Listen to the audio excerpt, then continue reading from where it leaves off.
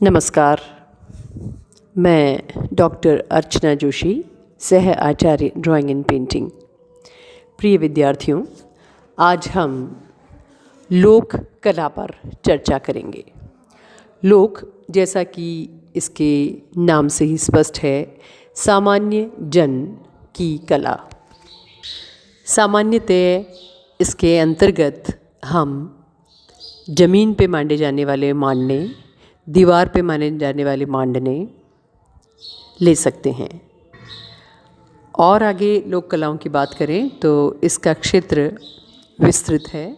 हम मेहंदी, हाथों पे जो मेहंदी लगाते हैं वो भी एक तरह की लोक कला है।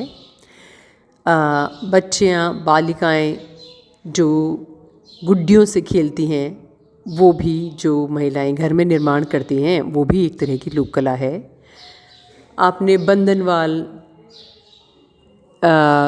लोगों के घरों के दरवाज़ों पे लगी हुई देखी होगी, जिसमें चिड़िया, मोर, तोते आदि कपड़े से बनाकर वो जो बंधनवाल बनाई जाती है, उसे भी लोक कला के दायरे में ही लिया जाता है। शरीर पे जो गोदने गुदवाए जाते हैं वो भी एक तरह की लोक कला है।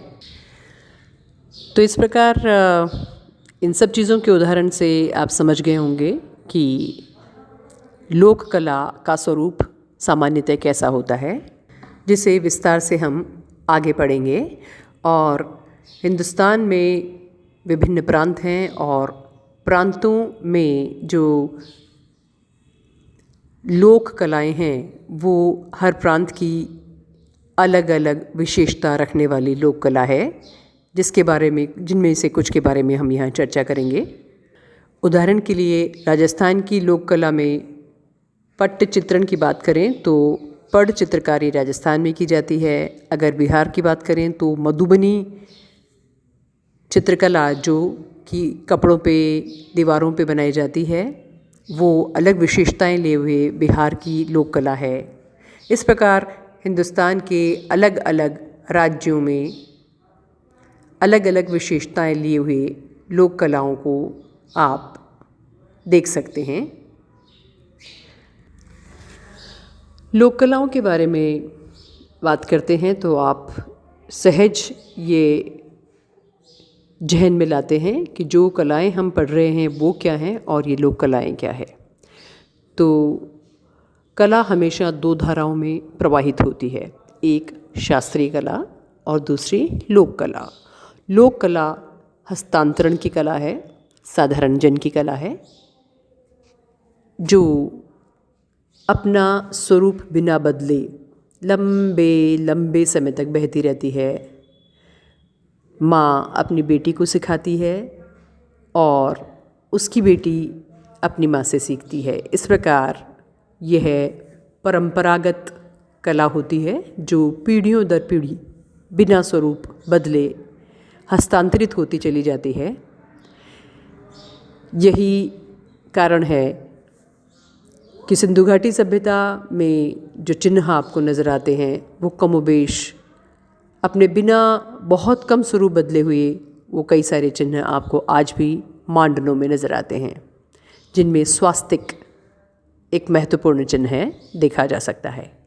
शास्त्रीय कला युग के परिवर्तन के अनुसार बदल जाती है। राजनीतिक सामाजिक परिस्थितियों के बदलते ही शास्त्रीय कला परिवर्तित होती है, लेकिन लोक कला बिना किसी राजनीतिक परिवर्तन के प्रभावित हुए अनंत बहती रहती है, चलती रहती है, निरंतर रहती है।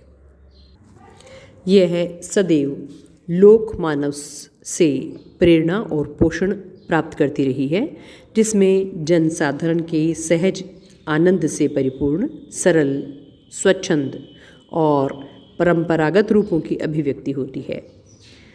अतः ये प्राचीन परंपराओं को अक्षुण्ण रखने वाली कला है। लोक कला सदैव ही अपने परंपरागत विश्वासों, धारणाओं, आस्थाओं, रहस्यात्मक संकेतों और अतीत की प्रेरणा पर आधारित होती है। इसका प्रादुर्भाव समाज के रीति रिवाजों पर आधारित रहता है, अतः इसका स्वरूप धार्मिक व सामाजिक रीति रिवाजों, अतिथि आगमन, धार्मिक पूजा पाठ, अनुष्ठान, मनोरंजन के साधनों, जन्म, विवाह एवं मृत्यु आदि संस्कारों तथा फसल के उत्सवों आदि में विकसित होता दिखाई देता है। यही वह कला है जो जनमानस में हर त्योहार पर, हर अवसर पर उल्लास बिखेरने में तत्पर नज़र आती है। इसी के कारण हर उत्सव पर सब तरफ ताज़ापन, खुशहाली और मनोरंजन नज़र आता है। यह दृश्य कला भी है और मंचीय कला भी है। दृश्य कला में चित्रकला से संबंधित चीज़ें जैसे पट चित्रण, कपड़े पे चित्रण, दीवारों पे चित्रण, हाथों पे, ज़मीन पे चित्रण को उदाहरण के लिए ले सकते हैं। और मंचीय कला में आप नौटंकी, नुक्कड़ नाटक, ख्याल आदि को ले सकते हैं, जो अत्यधिक सुरुचिपूर्ण होता है और ज़मीन से जुड़ा होता है, ग्रामीण या लोक सामान्य के दैनिक जीवन के व्यवहार से, आचार से, विचार से, समस्याओं से जुड़ा रहता है। तो ये था लोक कला के संबंध में एक सामान्य परिचय। हम अगले व्याख्यान में लोक कला पर फिर से विस्तृत चर्चा करेंगे। आप सुनते रहिए, समझते रहिए। धन्यवाद।